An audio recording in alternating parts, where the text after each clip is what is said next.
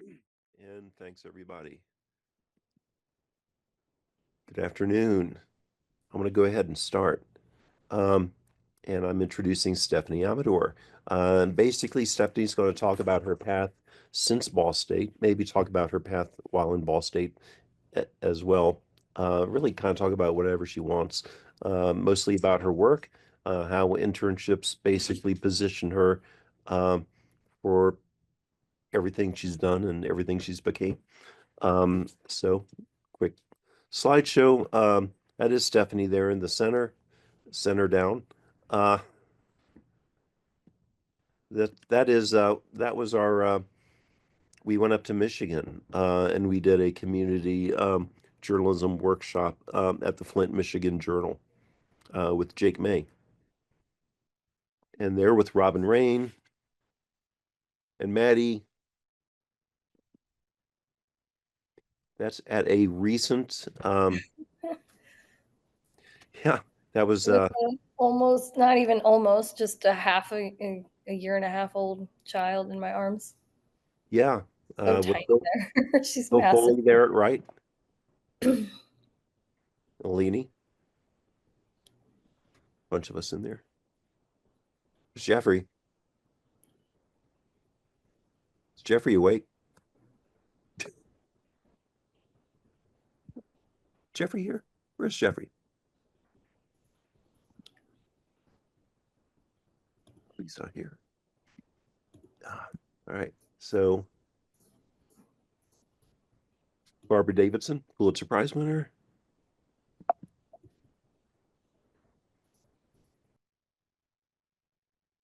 Oh, Jeffrey's in the waiting room.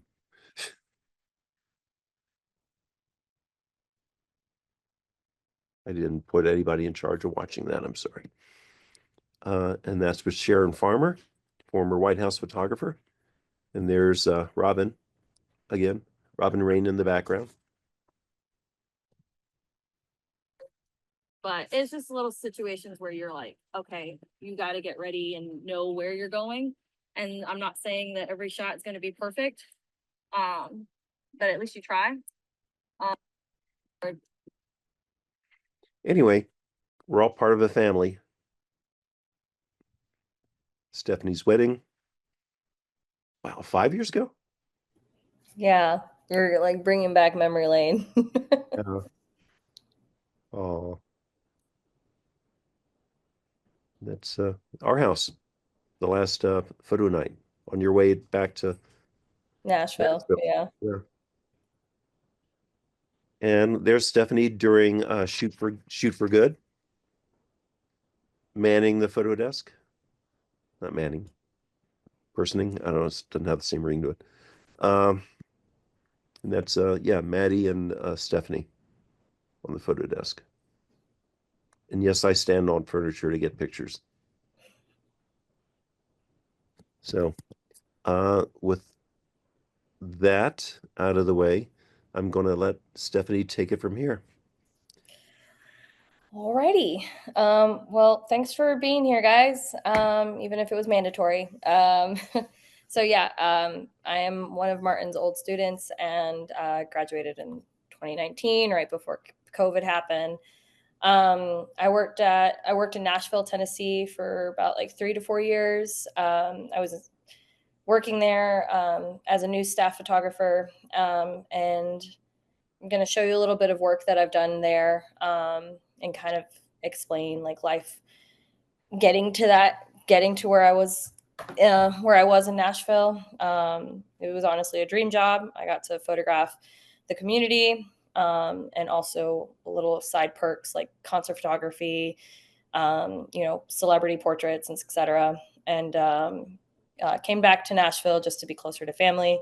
As you saw, I have a daughter, and so when you start to get older and you start to grow your family, you kind of prioritize certain things. So obviously family being that. So coming here to Indiana, left the dream job, came here to Indiana, trying to pursue something else, which is still great. It's just something different anyways. So with further ado, we're going to show you some pictures. So bear with me while I try to do this.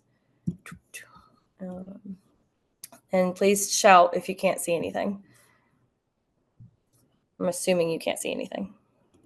Probably we, not. Hold on. we can see it. Oh, wait, you can see the PowerPoint? That's what was making me It does look nervous. good. Okay, cool. All right. So again, just stop me if you cannot see what you're seeing. I'm just navigating my laptop like it's like if it was just me here. So living in Nashville, it's Music City. I got to be able to have an opportunity to photograph a lot of concerts whenever, you know, a couple of celebrities would come in town. If you're not into country music, you might not be super excited about these images, which is fine. But you might be into, you know, indie music. This is medium build. We got to be able to talk and meet with some of the musicians in Nashville and talk about some their new albums coming out, new music coming out, and we would be able to have like one-on-ones. I'm just going to mention medium build. It's funny. He said he wanted to meet at a park, and we said okay. And he was wearing his running gear, like his jogging, like literally he was in like workout clothing. And talking to him, we were just like trying to get an understanding of what his album was about. And he was just like a very chill guy. He's like, you know, I'm just trying to come down to earth, trying to be like a little bit more like neutral and like kind of removing all of this cosmetic makeup that was on him and trying to be more to himself. So we were able to take some pictures of him, you know, just being himself really after a workout. You know, we got opportunities to meet with Larkin Pope, you know, just portrait photography, getting to talk about their music, upcoming songs, upcoming albums. Sometimes I'll go to music festival. This is Cage the Elephant. Get to photograph the craziness. This was probably my favorite one. And then just get to photograph music concerts and get to meet a couple of songwriters, and we get to talk to them. So a lot of these pictures I'm just showing you just to kind of get a grasp of like a lot of what I had to do was kind of show their personality, show their character, especially in an environment that I'm not very familiar with, and have to work with the environment into their picture, into their story. And, you know, try to make something different whenever I'm doing concert photography because it gets kind of dull. You only have like 3 songs that you're allowed to photograph. This is Jelly Roll before he blew up and became super Jelly Roll. If you're into country music, like I said, this may not be interesting to you if you are. Couple of like teen celebrities, get to talk to them, and they're pretty new to the industry, so we just kind of get a glimpse of what their life is like.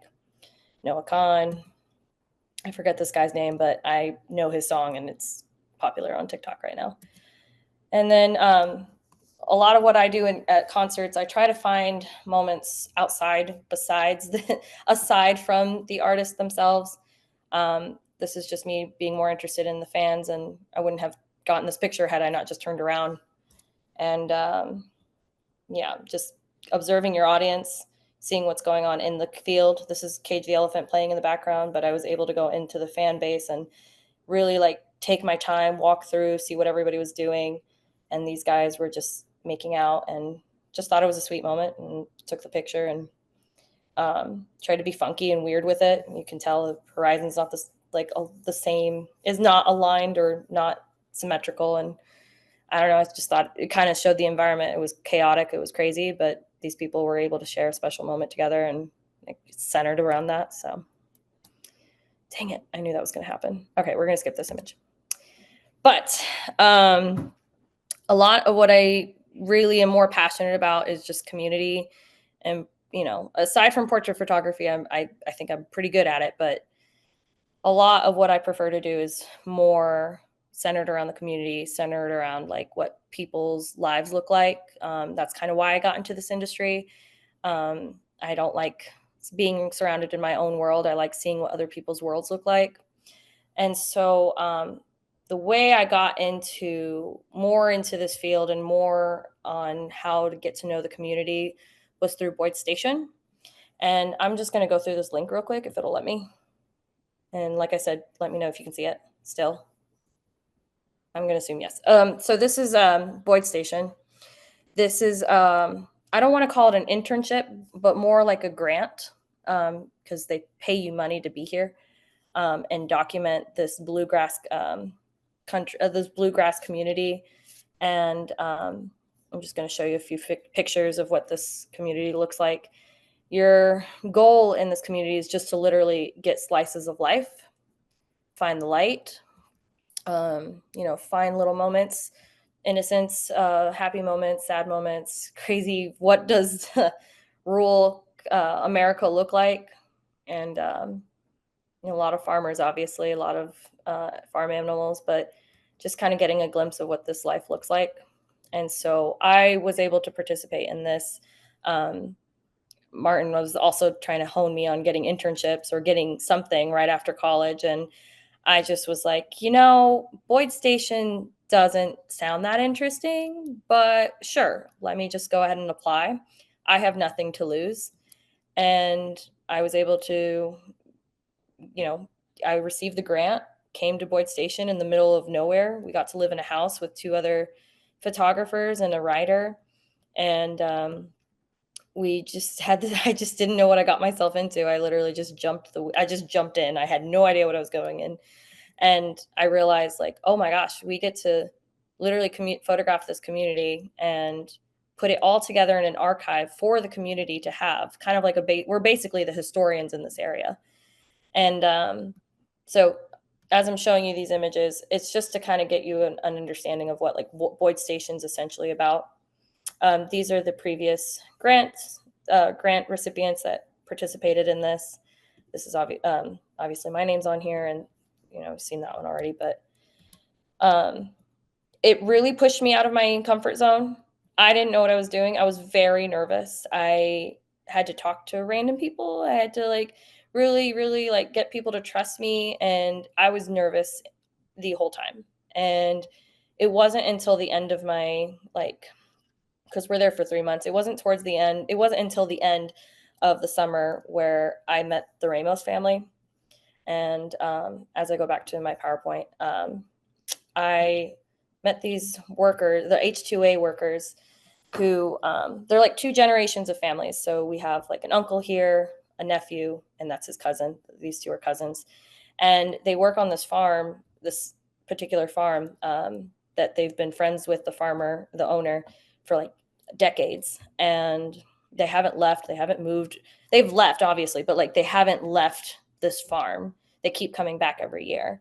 And normally it's pretty normal that happens, but this case, this was an entire family. This was a whole family that was staying together, and normally that does not happen. And I should have given you a heads up. There's some carcass. The story was more about the life of H2A workers and how they can see America as their second home. The farmer had given them enough trust that they built their own garden. They had their own barbecues. They slaughtered a pig and did it in the backyard of the farmer's home. And the story was really focused on the workers here, just to kind of get a glimpse of what their life is like, aside from tobacco farming. And a lot of rest, because you see them working all the time, and a lot of rest, a lot of workout. Just the way they are they're hard workers, and they work really fast. And they've had me try to cut some tobaccos, and I was like, this is hard work. I can't do it. But it was just interesting just to kind of get a glimpse of their life and kind of see them get grocery shopping and try to live their life in their home. And I was there for them for at least maybe 2 months. And they trusted me, and they were okay with me taking their pictures, and they were okay with me telling their story. Yeah.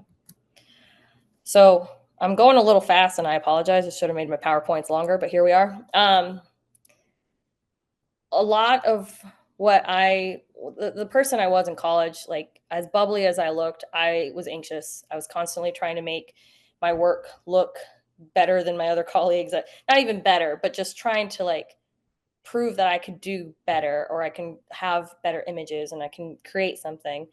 And I was too stressed out about trying to get the right image. And I wasn't focusing on the fundamentals, or I wasn't focusing on just the simplicities of what's in front of you. Just take the picture and see what happens. And over time, I've kind of learned that it comes naturally. It happens once you start working with your camera more, you start playing with it more, and you start seeing your eye starts to develop. Your eye starts to have a different perspective of what the world around you looks like. So that took a couple of years, obviously, and it took a lot of time. It took people to trust me, and it takes time, and eventually it kind of came natural to me, and it just started to feel like I was doing the job like very consistently, and I was doing it like it just came easy. It just became easier. It wasn't hard to talk to people anymore. It wasn't hard to get them to trust me anymore.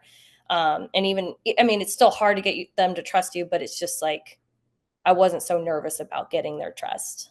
Um, and so just being able to find those little sweet moments, it became easier to find that.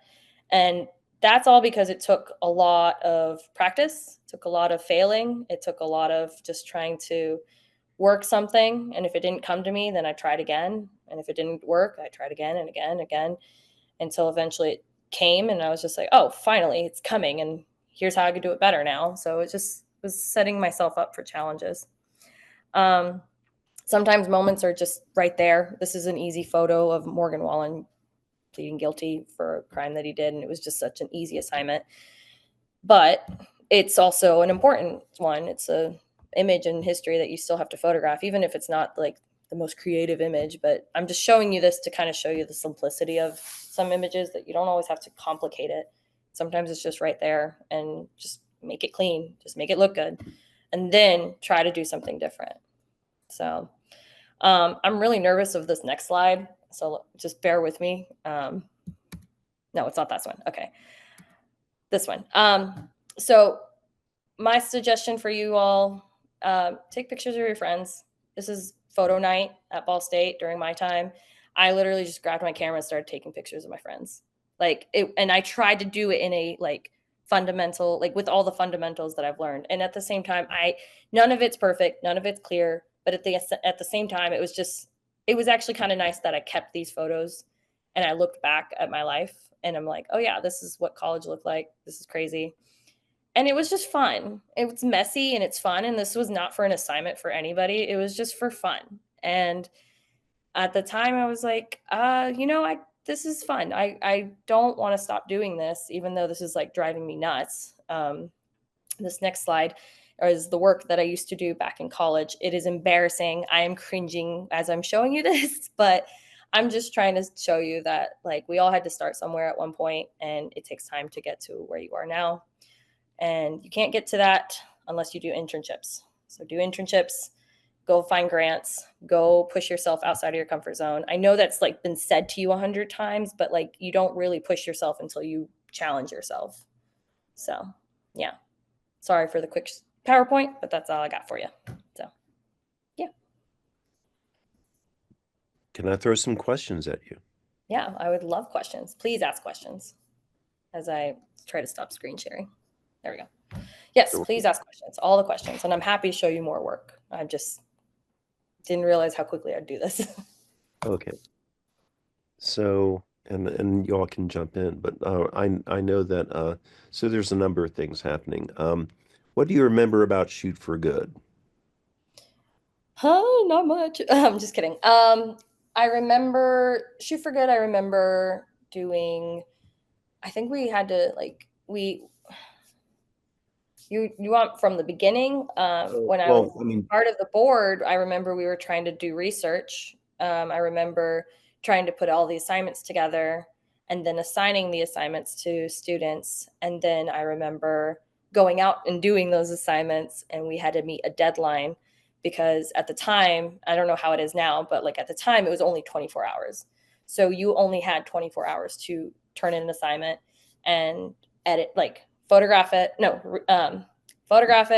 edit it, and turn it into the site and have it published for social media. And it was up and it was live. The purpose of Shoot for Good was just to photograph the community, try to give back to the community, document something that's good in a world that we are reading constant bad news, as you already know, I'm sure. So just constant, it was just a lot of like bad news that was happening, and it was time for us to kind of break away from like tiredness of like the fatigueness of like, okay, something bad happened, now we have to investigate, now we have to do this. This time Shoot for Good the purpose was to photograph something good in the community. And I'm sure it's changed now. It's not 24 hours anymore, I think. I don't know. But at the time, the purpose was to photograph something good in the community, whether it was community service, food pantries, animal shelters, I think there was a ballet or something.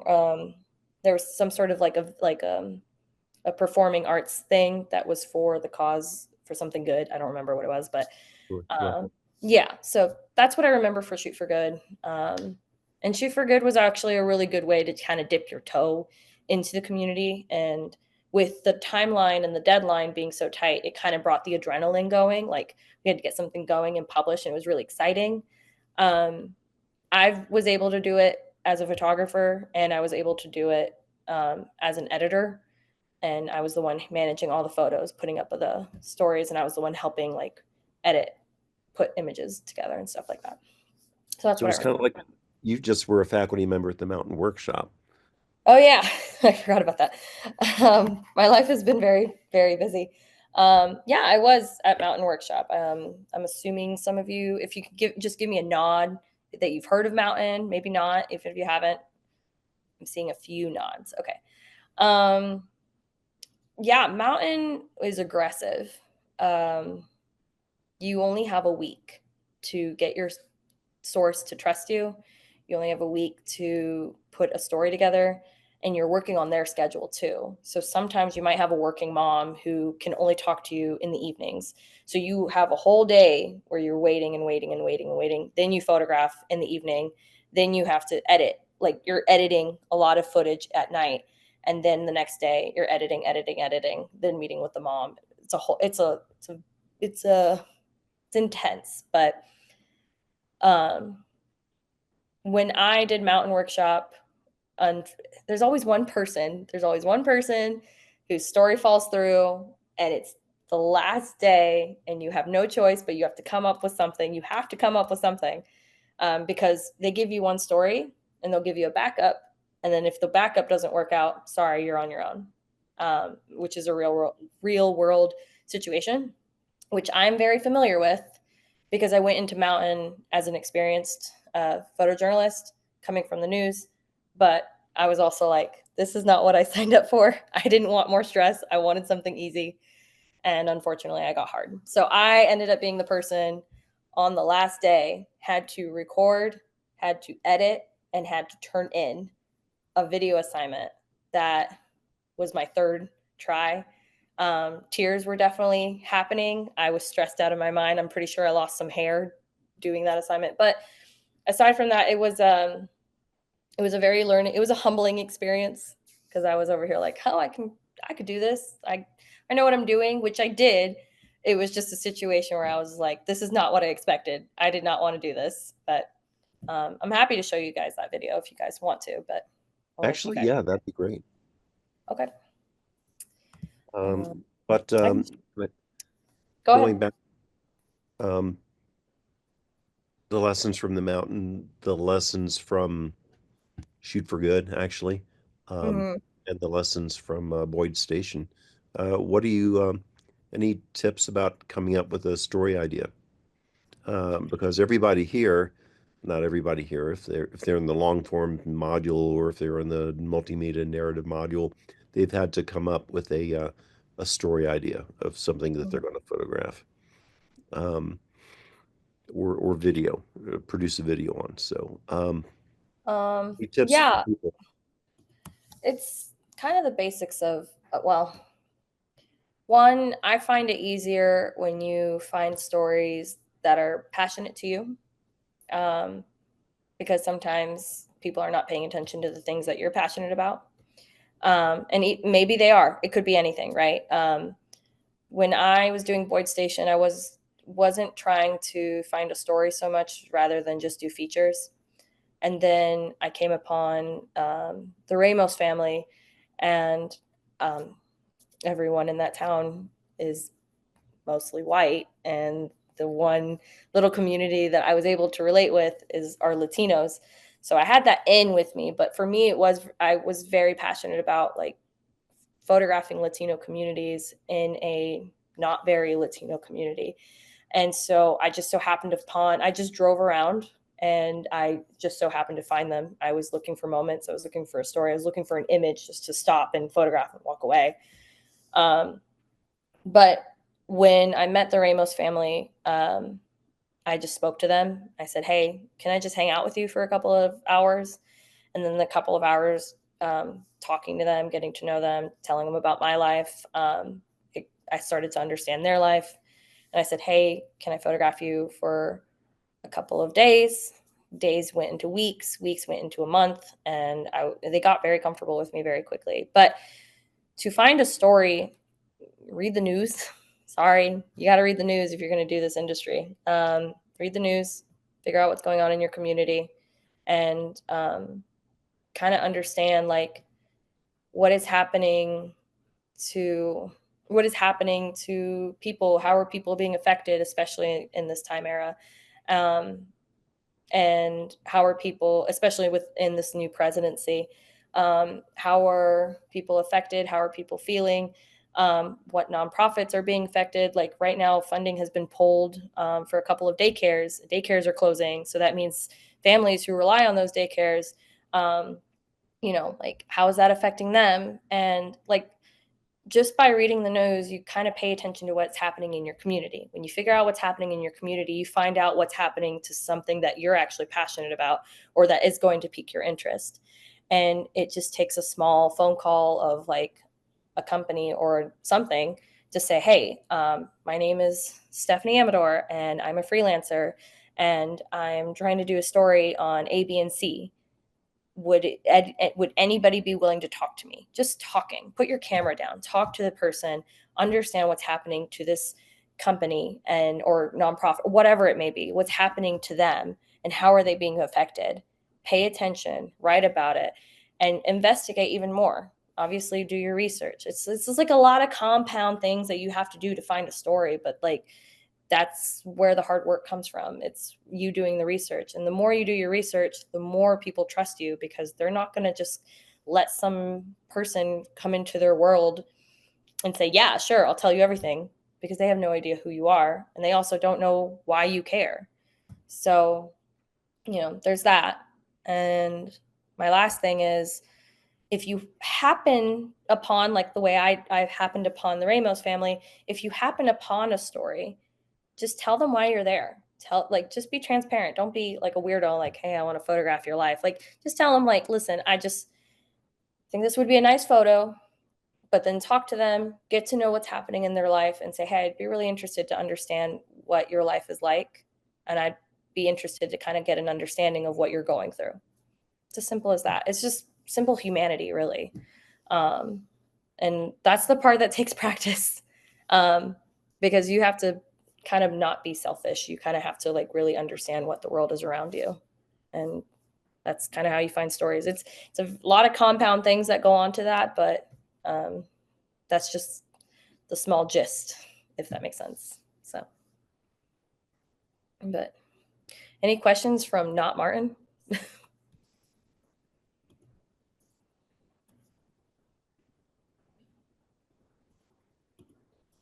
Alrighty. Well, I can show you that video from Mountain. When you participate in things like that, like photo workshops, they're very helpful for you. They're very good on resumes, not just resumes, but like they're good for your portfolios. You get to work with mentors. You get to work with one-on-one people. Like you get to work with professional photographers who have seen way more than I have. And also they're good networking way. It's a good way to network with people to kind of get you into the door. If it's not news that you're into, you'd be surprised. You might be going into entertainment photography or fashion or whatever, or sports. Like you'd be very surprised of the people that know other people. So it's always good to just like participate in these things. Like, what's the worst that's going to happen? All you did was just go to a photo workshop. You did this amazing photo story or this amazing photo gallery. Like that's literally the only worst thing. That's not even a worst thing. That's a good thing that's going to happen. And you've got nothing to lose with coming into that. And it's an investment into your life. Yes, it can cost money, but like these are things that you want to consider into your work. I didn't get to go to Mountain in college. I couldn't afford it, but I was able to afford it going into it as I'm like in my 20s. So like just trying to put that out there, like try to invest into yourself, push yourself, challenge yourself, and get out of the studio. Push yourself and do photos outside the studio. There are people who love the studio. I'm guilty of one of those people. And now that I know how to photograph people outside of studio, I'm never going back. Like, I think it's just a more creative outlet. But anyways, let me go ahead and pull up the video that I did at Mountain. Okay, if I can find it.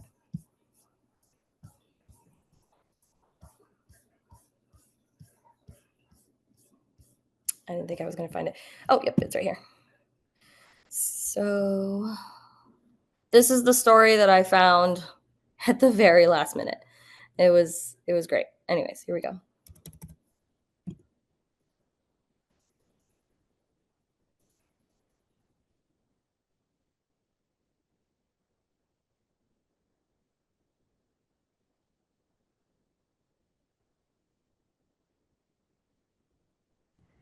Not getting audio on this end. I didn't think you were. Hold on. How about this, Martin? I'll just send it to you. Okay, hold on. Stop sharing. There you go. See if you can do it on your end. If not, they'll just not be able to watch it.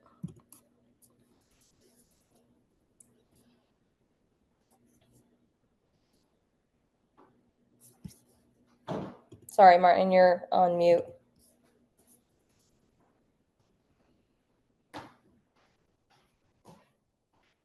Okay. One moment.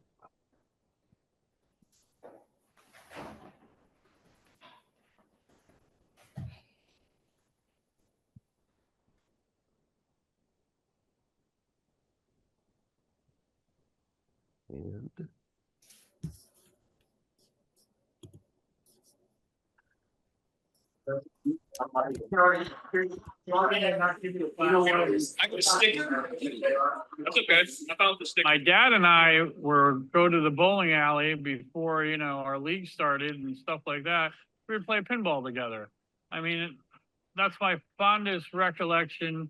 My dad would take me everywhere. He took me to every arcade that I wanted to, and he would always come in and play pinball. Wait. I'm the tournament director. When I was a kid, when I was a timeout, seeing a pinball machine, for sale for $400, that was, impossible. That was really expensive.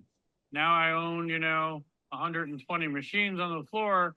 It's a kid in a candy store.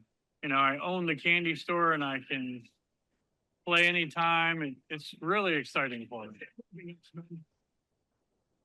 You work hard for 8 to 10 hours, and you just get to come here and just zone out. You can spend however long just playing a game. Everything that you're worried about, you can just let it go. It brings me back to my childhood. And I remember when Tron the movie came out, we all stood in line to play Tron because it was, amazing graphics. It was based on the movie. So like I said, I can do things when I was a child, when I'm an old man now. I think once you play pinball and you're from the 70s, the game doesn't change. There's a ball and flippers and you still have to make shots. I think my dad would be proud. He would say I wasted a lot of money on entertainment, but he would be proud because he knew I really liked playing arcade games and like pinball.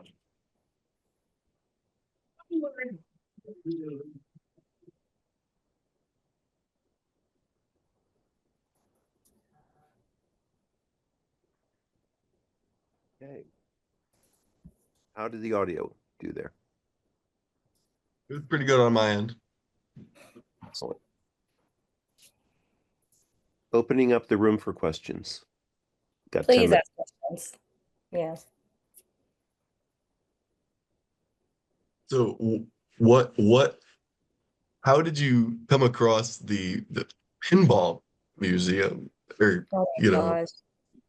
So the pinball machine, so funny enough, that was somebody else's plan B. And I said, I don't want it. I literally said, I don't want to do that.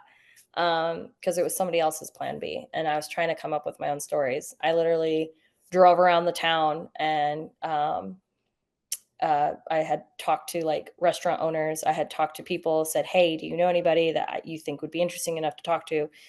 I talked to a lot of people, and it got to the evening and I was like, fine, I'll do the pinball machine owner, which I regret not doing earlier. But I think in the time I was very prideful. I was like, no, I'm going to find my own story because I can do this, which I could. It was just, I had like literally like 48 hours left. So it was someone else's plan B. So I called the owner and I said, hey, I know someone else had already called you, but if that actually fell through, can you please let me know? Because I'd love to do the story on you, blah, blah, blah. And he said, well, I'll be here tomorrow, but I got to tell you, I'm leaving for a flight to where he was going on vacation. So this is like the only day we could do it. And I said, that's fine. It's the only time I can do it. So I showed up in the morning and I did the interview. I told him, hey, can we just meet up in the morning and let's talk? And so we did our interview in the morning.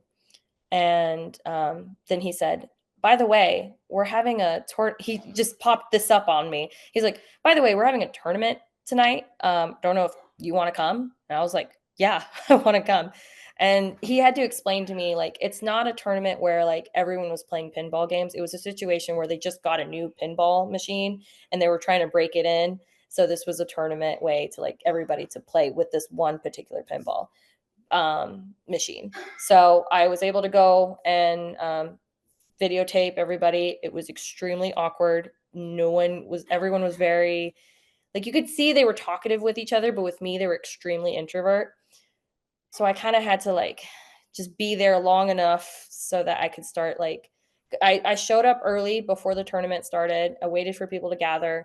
I started taking a couple of B-roll. I told them why I was there. I said, hey, just so you know, I'm here. If you're uncomfortable being on camera, just let me know. And I stayed there long enough until it got dark. And it was like midnight, not midnight, but it was getting really, really close to my own deadline. And everyone got comfortable with me. People would tell me, hey, I'm very camera shy. I can't do it. And I'd be like, that's fine. It's not a big deal. And then eventually they got comfortable with me and they're like, yeah, sure. Why not? This is what I love to do. I love doing this. And then they got comfortable with me. So yeah. Eleni's had her hand up. Who? Eleni. Okay. I don't know where this person's at. So just speak. I'm and right then here. Sorry. No, you're fine. It's just there's like 100 of you in here, and I'm like, where? There you are. Hi. How are you doing? Hi. I'm good. I'm good. I have a question, but I just need to make sure if my memory serves correctly. You were one of the like original members of the Ball State NPPA chapter. Oh God, were we really? Yeah, yeah, I was. Martin had just come into Ball State, and we had a couple of other photo professors. Martin was still fairly new, and yeah, Martin was like, we should start an MPPA membership, and all of us was like, what is that? And then we started it up, and we never looked back. So. Yeah.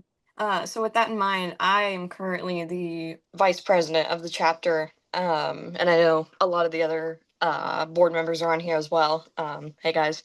But my question is, we have obviously grown the chapter to a good maybe 15, 20 people, but like Mhm. I still think we could obviously grow more. And Yeah. with you guys kind of being the like founding members, I guess, whatever you want to call it, you obviously had to do some sort of, you had to like market yourselves and be like, you guys should join this organization. Yeah. How did you, what was your kind of strategy with that? Because I would be curious to see if you guys did anything different or something that we haven't done in a while that would maybe encourage more people to join. Yeah. It's kind of hard to, it's always going to be hard to get people to be interested in what like, because if photographers club sounds way sexier than MPPA membership Mhm. people, you know what I mean? It's a marketing thing. I remember there was a photographers club and people were way more interested in that. People were signing up for that, and I think it died eventually. I don't know what happened to it, but I think that was the thing we kept telling our peeps out there. We're like, hey, you don't have to be a photojournalist. If Mhm. you're a little interested in videography or a little bit into photos, or you just want to hang out with a couple of people who just want to, Grace would say, drink beer and take photos. And I'm over here like, nah, but still, no, but seriously, like if you just want to hang out with a group of people, because MPPA, as much as it's such a hardcore of like, take pictures, do assignments, and submit to monthly clips and do all these things, people didn't have to do that. It was just to kind of push the photojournalists to like really do it. But we also had photo nights. We also Mhm. just took pictures, and we had a couple of people who were like into photography, but it just wasn't their niche, and that's okay. Um, I'm pretty sure there's going to be a little bit of a fault down of members, and that's normal. It just happens. But I think I remember um, I went to other organizations, other sororities, other fraternities, told them, hey, we're part of the MPPA member. This is what we are. And we also had galleries. I don't know if you guys are doing galleries. Anyways, I'm getting off track. We talked to other organizations and told them that we were here. And we Mhm. told them, if there's events that you want us to photograph, we're happy to do it with a small fee. But that was just because we were trying to make money. But this is also a way to kind of get other people, other organizations to kind of get interested in you guys to photograph their events. And, we only did that just so we could make money, but it was a way to get people interested in who we were. And it did work, because there was this one year, I don't know if you guys are doing this or not, or still doing this or not. There was this one year where we had a actual photo gallery of all of Shoot for Good photos. It was really fun. All the photos, yeah, all the photos that we did for Shoot for Good, we had it in an actual gallery. So like the community could come out and physically see these massive images. And they just walk through, look at the images, and it was just like a good community thing that we could do. And we would entice the sororities to do that because they love nonprofit things. So that was kind of their way, and we kind of had them sponsor us. And I don't know if Ball State is still doing that or not, but We uh, are. That's well, actually, we have a exhibition team that we haven't formed yet. yeah, Probably next week we'll have to do. gotcha. Well, yeah, but that's kind of essentially what we did. We just literally put flyers out. I'd send emails out to people. I was a part of LSU, so I'd send out emails to all of the big four or big five. I don't know how many there are now. Excuse me. But I would send emails to, I cannot think of her name right now. I think she's the vice president. She's the provost president. Told her that we existed, and she was super stoked about us. So literally just messaging everyone that we knew, more so that people knew who we were, and more so that people were invested in the group. And also it was more for money, but that was because the money was to help support the gallery. I don't know how you guys are doing that days, but I'm telling you this because if you're trying to get people to join MPPA, that is one way to do it. But also ball bearings, DN, everyone in the UN, just get them enticed into it. It's a lot of work. Please don't overwork yourself, because what is priority right now, especially as you guys are getting towards the end of your year, your portfolios. I'm not kidding. Like, your portfolios are more important, and internships, doing these things outside that will help you guys get jobs after work. And I'm not saying you're going to get a job right after college, right? I didn't get a job after college. I had to go find grants. I had to find internships, and eventually applying for internships and stuff like that helped me get the job that I was at right now. So yeah, Thank you. that was a long-winded answer. I'm really sorry. Probably time for one more quick question. Can we keep the Zoom on after class? That way, if anyone wants to stay behind. Yeah, I know Crystal wants to Okay, touch. that's fine. But yeah, please ask questions. I like answers. I like asking questions. I mean, other way around. I have a question about the grant that you did with Boyd Station. Sure. Can you just talk about a little bit more about like where it was, how you found out about it, like what else you had to do, just a little bit more about that.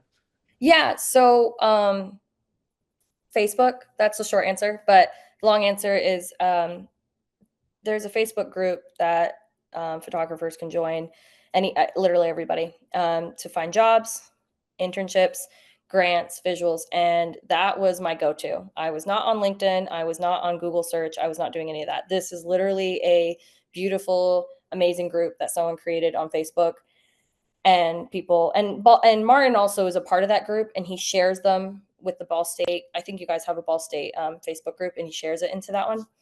That being said, I saw there was one for Boyd Station, and it was a nonprofit, and I read into it, and basically the preface of it was I think you have to be 21 and older. I have to double check the requirement for that, because you have to be a certain age. The reason why is because you're going to be living alone, and it's called Boyd, Kentucky. The population's like this small, but it's mirrored next to Cynthiana, Kentucky, which is like a rural area, bluegrass farmers, agriculture, literally, you think of it like farmers everywhere. And so the initial plan, the mission of this was created by Jack Gruber. He is a USA Today photographer. He still is.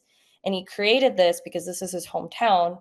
And he saw this community was kind of like forgotten, and he wanted people to remember his hometown. So he created this nonprofit for photographers of a certain ages, but young and old, to be able to participate in this and photograph the community. Literally, you don't have any assignments. Your job is to just show up. Like, you wake up one morning and you start driving around town and you start talking to the community. That is it. It is super easy. No newsroom, no deadline.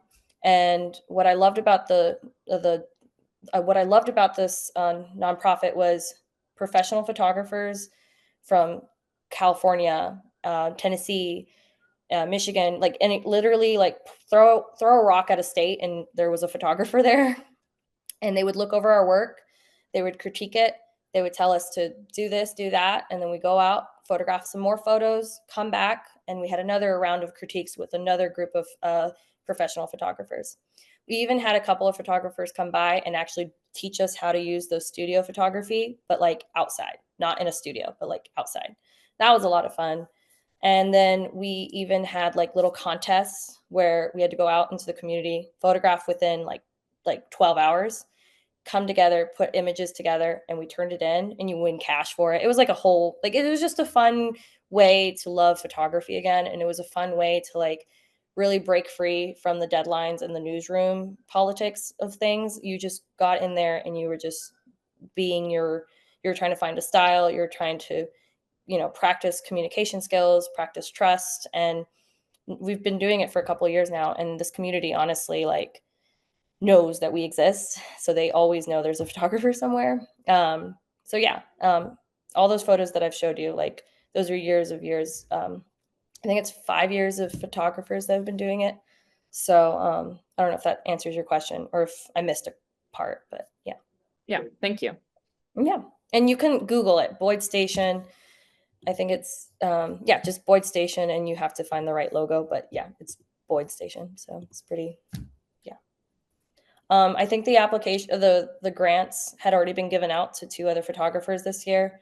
So apply next year. What do you have to lose? Nothing, literally. One last thing. Before Boyd Station, I didn't mention this part. I did internship for a small paper in Newcastle. Let me just preface this. They were asking for a news reporter. I am not a news reporter. I don't write. I mean, I can write, but I just didn't want to write. So I submitted my application and told them, I'm actually a photojournalist. I want to be focusing more on this. But if you hire me, I'm willing to write stories, but I also want to focus on this. And they actually just hired me because of that. And they said, as long as you can write us stories, you can photograph anything you want. And I created a little social media page for them, and it died after I left, but just trying to prove to you that if it says news reporter, if it says whatever, it doesn't say photojournalism, just apply anyways. Tell them that you're interested in photography and this is what you want to do, but you can write, because this is also part of the job that you have to kind of show that you can be a writer and a photographer. I can tell you right now, I am not a perfect writer.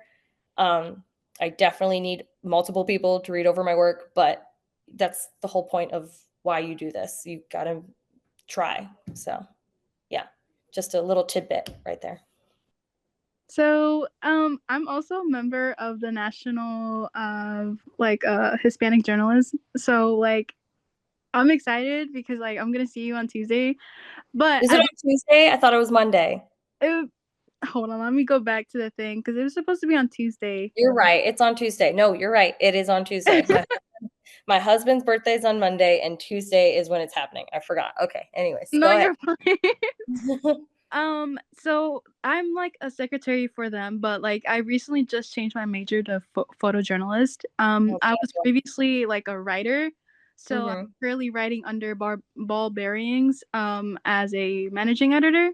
Okay. One thing I did want to talk to you about is that like I seem to like really doubt my work. Just because like I sometimes like with my parents, like they're Hispanic, and sometimes so what are you studying? I'm like, well, it's like photojournalist. Like I take pictures and I like tell a story with the pictures, and they're like, oh, so you just take pictures? I was like, no, it's more than that. More than that, yeah. But sometimes like I want to like motivate myself and like show them like it's more than just photos. And I seem to doubt myself a lot because like compared to my peers, like they more advanced, and I just got in the field. Yeah. So I'm just like, oh, like I don't know what I should do. I don't know. First off, there are moments in your life that you will not just doubt yourself in this moment, in the future, in the next 5 years, you will doubt yourself again. I promise you, again and again, you will keep doubting yourself. It's going to be a huge roller coaster going into this field. You're going to be on a super high, and then you're like, oh crap, I'm crashing. I don't know if I'm doing this anymore. Why did I get into this field? This career is not for the faint of heart. I need to emphasize that. That being said, when I was in college, my family was like, we're happy you're in college. We're just happy you're here. So when I told them, oh, I take pictures for the newspaper, that's the only way they could understand it, is I take pictures for a newspaper. But I tried to tweak that in a way like, so my dad is super into Messi. Like he loves Messi. We love the World Cup. We watch it all the time. So I will tell him, you see those photographers? That's what I do. Those sports photographers, I also do that. And then it kind of clicks in his brain. My dad's super into sports, so that's the only way I can get him to understand. I don't love sports, but like just so he understands, like I could go photograph the Indianapolis Colts if I wanted to, because I could. I've done it. But yeah, anyways, so that is kind of the way to kind of get your family to understand like what you do for a living. Sometimes you're pulling out a magazine, like just telling them, do you see this? I can do that.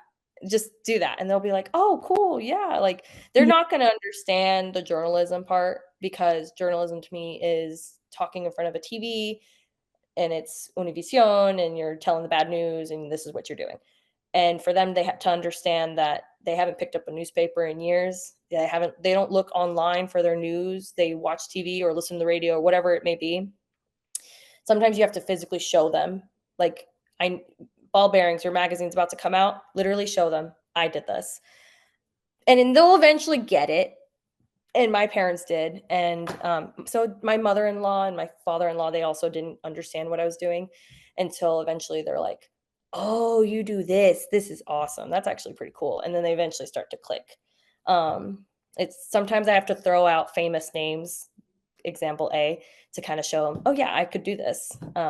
I met Donald Trump, and everyone's like, what? And it's like, yeah. Yeah, just a side note. So as for the doubting yourself, you just got into this field.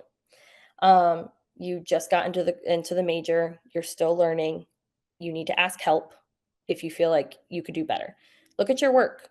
And if you like it, if you don't know if you like it, literally show it to somebody. It maybe not your friends, show it to Martin. Martin's a perfect example. I'm not kidding you. The only way you can get better is to have other photographers. Not, I mean, your friends can look at it too, but like someone who knows more than them, look at their work. They're going to tell you, and it's going to break your heart. It's going to break your heart. Martin might tell you in a very nice way, do you have some more? And that is his way of saying, I need to see more work from you, because he can see that you're trying something, and he wants to see all the dirty laundry. He wants to see all the dirty work that you tried to do, and he wants to see what's going on in your brain. This is a very technical, brainy kind of photography. You have to constantly be thinking a certain way. And it's kind of hard to explain it without like being in front of the camera yourself, but take a lot of pictures.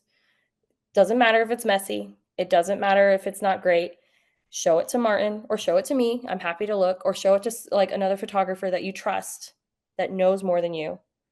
And they will tell you if something's working or isn't working. They might be harsh, and it's going to break your heart. It broke my heart 1,000 times, but you can't let it get to you in a way that you suck. It has to get to you in a way like, I can do better. Let me try to do this again, because this is a skill that no one learns overnight. I did not learn this overnight. I pushed myself. I got overwhelmed. But I kept going because this is what I knew I could do. And this is what I was really passionate about. And despite whether my family understand or not, like I just knew I'm not going to get them to understand what I do unless I know what I'm doing, if that kind of makes sense. So that's a lot, but it's just so that you understand, like I've seen many photographers during my class year where there was attitude of I'm better than you kind of attitude. Please don't fall into that trap. Fall into the group of people that say, hey, that actually looks pretty good and I like it. Do it again and again and again and again. You need to surround yourself with people who actually are going to put you in a higher position, in a much more like, you're doing great and you got to keep trying. You know what? That wasn't so great, but keep trying. Like they're going to push you up. They're not going to push you down. So that's just my 101 TED Talk. So yeah. But you're going to be there on Tuesday? Yes. Okay, so here's your homework. Give me your portfolio. Give me at least like as much. I'm not going to give a number. Just show me what you're working on, even if it's just assignments that you were working with Martin, even if he's already graded it, even if someone already critiqued it, just show it to me anyways. And like, let's see what you're working with. I have a portfolio ready. Oh, good, good. Show it to me. And then also bring your raws, because I might want to see that too. Okay. So also, I should have said this to the class, but Martin says it 100 times. Everyone who comes to speak at Martin's class says it all the time. Have Martin look at your work. Literally, the man is grading. Literally, I don't know which way you're at, Martin, but the man is grading your grade. If he can help you get a better grade, have him look at your work, have him edit it, and you'll get a better grade. So just a tidbit. Well, not just a better grade, but you become a better photographer too. Let me just preface that. I think my best value is that of a coach. Yeah. It's all I ever did for a living for 10, 12 years. And then I was benefited for decades before that by having really good mentors and really good coaches. So to me, I'm just paying it forward. And it's uncanny how few students take advantage of it.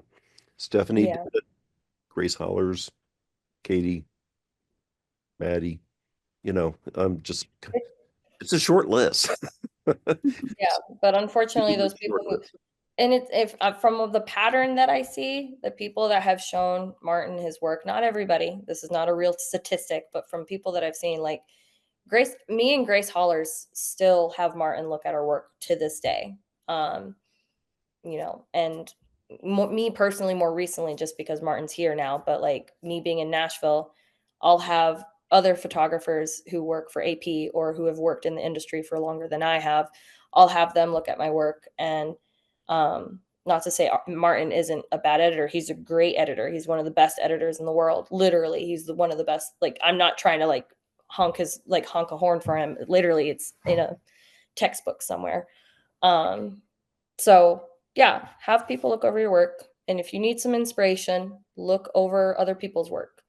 Not to like copy off of them, but just to kind of get an inspiration of how they do their photography. Just to kind of understand their angles and what their perspectives look like. Looking at a lot of other photographers' work is pretty inspiring. And also, when you look over your work, like I said, my work back in college, you're not going to see any of it in my portfolio to this day, but I was pretty proud of it as a college student. So you just be proud of what you create. And if Martin gives you an A+, that's a good sign. And you just got to keep pushing yourself though, because as soon as you get comfortable with the work that you're doing, then you're not improving, then you're not getting better. So always challenge yourself, push yourself. It is exhausting. It is, but the adrenaline and the thrill of all of that's the part where it gets kind of fun. And there's much more deeper meanings behind photojournalism, but that's like a whole nother lesson. But just technical and photography stake, try to get people to trust you, try to get people to, photograph something that you're actually passionate about. Mhm. And as soon as you do that, you're going to be like, wow, I really like what I'm doing. And then eventually everything else falls into place. So I wish there was like a book I could write, but then it would just be like a whole random blobs that would be redundant over and over again. So yeah, You're doing great. thanks. I'm working on it. But yeah, you're also doing great, Christina. So Crystal, I'm sorry. You're fine, thank you. Yeah. I usually go a lot to Martin about my work, or Good. Ken too. We'll keep doing that. Yeah, keep doing also- that. It's helpful. Networking, going to workshop. I'm not kidding. Like, where are you from? Like, what are you here in Indiana? Or are you? Yeah, I'm currently in Indy. I came here for like the Hispanic protest for ICE. So Okay. Mhm. I was gonna say photo workshops are I am in love with photo workshops. Yes, they are pricey, but there's a free one. Let me look it up. It's called Prism Photo Workshop Chicago. It's free. It's a small one, but yep, I found it. I'll put it right here. Well, hold on. This one's in Chicago. I went to that one. Couple of local photographers there. They show their work. They talk about their work. They're way more inspiring than I am, and it's a good way to network with people. I went to that one, and I still have those connections to this day. Not connections, but like I know who they are. I follow them on Instagram. They know who I am. We've talked, had many conversations, et cetera, et cetera. So yeah, that's kind of been the thing. Workshops, Atlanta workshop, Mountain workshop. What am I missing? Missouri. There's another one I can't remember. Another way to get better. Sorry, this is a lot of information. I'm not kidding you because it's a lot. If you're an MPPA member and you actually pay for the student, I don't think the student's that expensive. Do the student MPPA membership. All the photos that you take, put them in the monthly contest. This is just a way to push you to take pictures and Mhm. submit them for monthly clips. You might win and you might not, but the whole purpose of it is to get feedback and also to push yourself to put something out there. And if you don't win, it's not the end of the world. Like, it's just for fun, but it's just to motivate you to get pictures in there. I don't do it, but as someone wise told me, do as I say, not as I do. So that's one way to motivate yourself to really push your work out there and to make yourself take pictures is by submitting monthly clips. So photo clips. So yeah. Anyways, that's a lot, but I can repeat all of it again on another time. I think it's amazing. No, yeah, that's this looks like the kind of beginning of a pretty useful mentoring relationship happening here. So, so yeah, this Yeah. was Well, Martin has my number and has my email, so you can contact me anytime. And I'm on Instagram. I'm not very good at it, but it's on there. So- Where do you need me to send you my portfolio? no, I'll just meet you on Tuesday and we'll just do it in person. Oh, okay, that's fine. Yeah, cool. Just remind me, and I'll just probably be dumbfounded for a little bit, but I'll be there. So Okay. cool, awesome. Alrighty, well, Well, it was I'll be up here on Tuesday too. cool. I think I've got to test negative sooner or later, so I'm sure I'll be I'm so around. sorry, Martin, that you have COVID. Well, alrighty. Well, thank you for having me. Thank you, Martin, and I will see you Tuesday. You're the best. Thank you so much. Bye. Bye. Bye-bye.